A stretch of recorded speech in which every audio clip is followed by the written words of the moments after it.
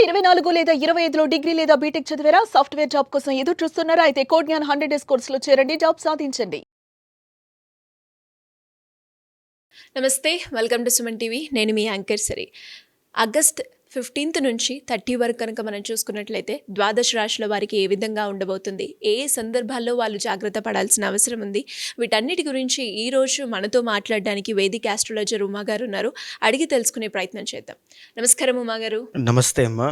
ముందుగా August 15th నుంచి and అలాగే 30th వరకు కనుక మనం చూసుకున్నట్లయితే ద్వాదశ రాశుల వారికి గ్రహ సంచారం ఏ విధంగా ఉండబోతుందో ఒకసారి దాని గురించి. తప్పకుండా అమ్మా. ఆగస్టు 15 నుంచి 30వ తారీఖు వరకు జరిగే ఆ మార్పులు కానీ ఇవన్నీ అడుగుతున్నారు కాబట్టి ప్రధానంగా మనం బేసిక్ ఇప్పుడు నడిచేటువంటి గ్రహ సంచారం మనం చూస్తే ఈ మిథున రాశిలో ప్రధానంగా గురు శుక్రుల యొక్క కంజంక్షన్ నడుస్తుందండి. గురుడు శుక్రుడు ఇద్దరు కూడా మిథున రాశిలో ఉన్నారు. కర్కాటకంలో రవి బుధులు ఉన్నారు, బుధుడు వక్రించి ఉన్నారు. అయితే ఈ సింహంలో కేతుగ్రహ సంచారం ఉంది, కన్యా రాశిలో కుజగ్రహ సంచారం నడుస్తోంది, కుంభరాశిలో రాహుగ్రహ సంచారం నడుస్తోంది, మీనరాశిలో శని వక్రించి ప్రయాణం చేస్తూ ఉన్నారు. ఇప్పుడు ఈ 15 నుంచి 30వ తారీఖు లోపల 2 గ్రహాలు ట్రాన్సిట్ అనేటువంటివి కనబడుతూ ఉంటాయండి. 17వ తారీఖున అంటే ఆగస్టు 17వ తారీఖున రవి అనేటువంటి ఆయన ట్రాన్సిట్ కాబోతున్నారు. సంక్రమణం అనేటువంటిది ఏర్పడుతుంది. ఎక్కడి నుంచి ఎక్కడికి?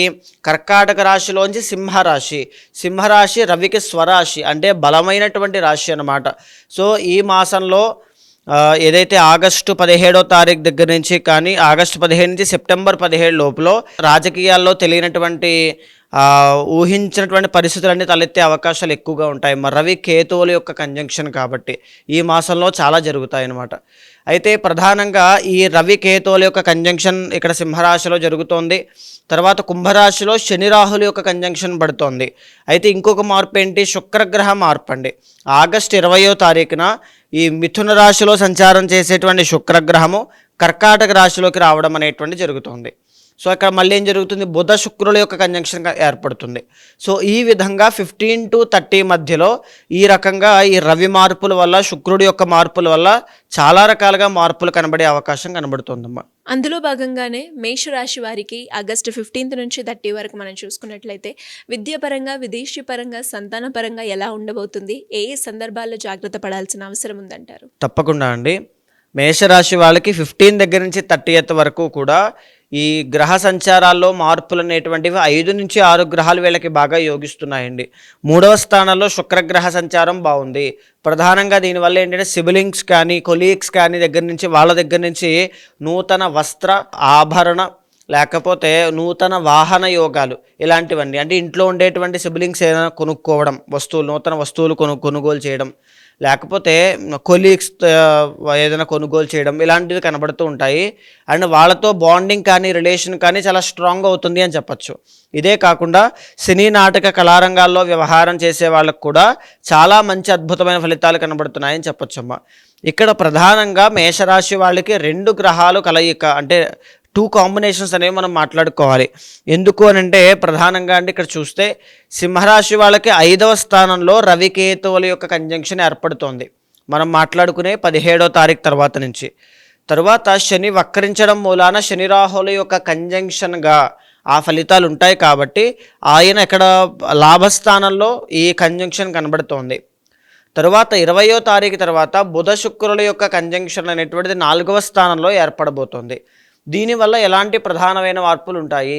ఫస్ట్ ఆఫ్ ఆల్ ఏంటి అంటే బుధ శుక్రుల యొక్క కలయిక వల్ల కుటుంబ సభ్యులతో కలిసి విందు వినోద కార్యక్రమాలు కానీ, లేకపోతే క్షేత్రాలు, తీర్థయాత్రలు ఇలాంటివన్నీ దర్శనం చేసుకునే అవకాశాలు ఎక్కువగా కనబడుతూ ఉన్నాయి. కుటుంబ సభ్యులు, పాత బంధుమిత్రుల కలయిక అనేటువంటిది సూచన చేస్తుంది అని చెప్పచ్చు. పంచమంలో రవికేతువుల యొక్క కలయిక, పంచమము అనేటువంటి స్థానంలో ఇక్కడ ఈ వారి యొక్క నడవడికలో కానీ, బిహేవియర్లో కానీ తెలియనటువంటి చేంజెస్ రావడం కావచ్చు. ప్రేమ వ్యవహారాల్లో తెలియనటువంటి ఆటంకాలు, ఎవరైనా మధ్యలోకి ఇన్ఫ్లుయెన్స్ చేయడానికి రావడం కానీ కేతు కాబట్టి ఇలాంటివి కనబడడం.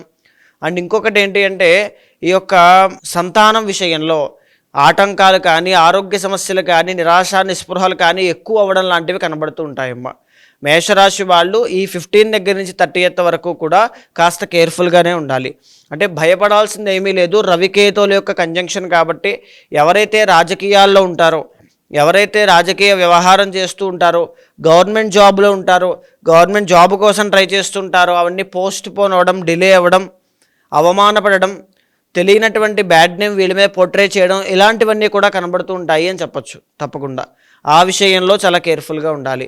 ఇక లాభంలో శని రాహువుల యొక్క కంజంక్షన్ ఉంది. దీని మూలాన చుట్టుపక్కన ఉండేటువంటి వాళ్ళ యొక్క మోసపూరితమైనటువంటి కుట్రలకి గురయ్యే అవకాశాలు చాలా ఎక్కువగా ఉంటాయి. 15 to 30 మధ్యలో శని రాహుల యొక్క కంజంక్షన్ కాబట్టి, అంటే అందరికీ అంటే ఉన్నటువంటి గ్రహస్థితి ఆధారంగా మనం చెప్పుకుంటాం. వారి వారి యొక్క బలం ఎలా ఉంది అనేటువంటి చూసుకుని దాన్ని బట్టి నిర్ణయం తీసుకోవాలి, పర్సనల్ జాట్ బట్టి. శని రాహుల కంజంక్షన్ వల్ల ఏంటి అంటే ఆరోగ్యం ఇబ్బంది పెడుతుంది, మానసిక ప్రశాంతత అనేటువంటిది దూరం అవుతుంది. ఎవరి వల్ల?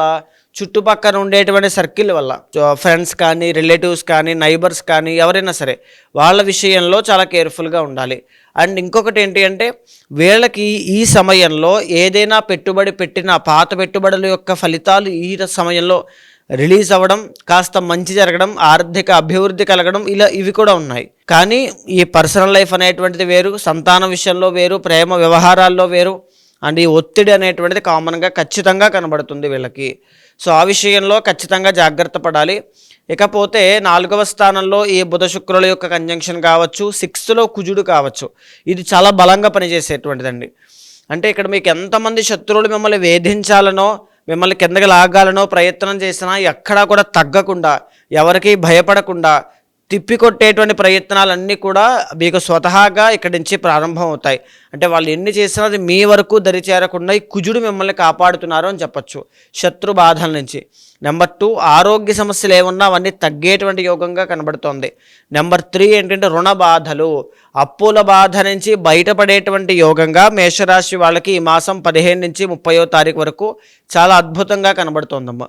మరి ఎలా ఉమ్మగారు మీరు అన్నట్టుగానే ఇంకా ఎవరికైనా కూడా ఇంటర్నల్గా వారు ఏదైతే బాధపడుతున్నారో లేదంటే సమస్యలు ఎదుర్కొంటున్నారో వాటికి పూజ వేలో కనుక ఎవరైనా కూడా పరిష్కారం చేసుకోవాలి అన్నప్పుడు మిమ్మల్ని అప్రోచ్ అవ్వాలి అంటే ఏ విధంగా ఉంటుందంటారు? తప్పకుండా అండి. అంటే ఇక్కడ మనం మాట్లాడుకునేటువంటి గోచార అంశం అండి. చాలామందికి పర్సనల్ చార్ట్ బలంగా ఉంటుంది, జన్మకుండలి, నవాంశ, దశాంశ బలంగా ఉంటాయి.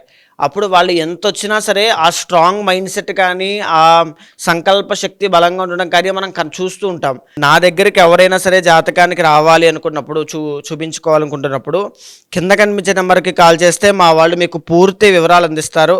తప్పకుండా మీ యొక్క జాతకాన్ని చూసి విశ్లేషించిన తర్వాత గోచారంతో దాన్ని సమన్వయం చేస్తూ తగినటువంటి పరిహారములు మీతో ఆచరింపజేస్తూ ఒక గైడెన్స్ నా ఆధ్వర్యంలోనే మీకు గైడెన్స్ ఇస్తూ ఎప్పుడు ఎలా ఏ విషయంలో జాగ్రత్త పడాలో తప్పకుండా మీకు వివరిస్తాను. థ్యాంక్ యూ ఉమ్మగారు, థ్యాంక్ యూ సో మచ్. నమస్తే అమ్మా.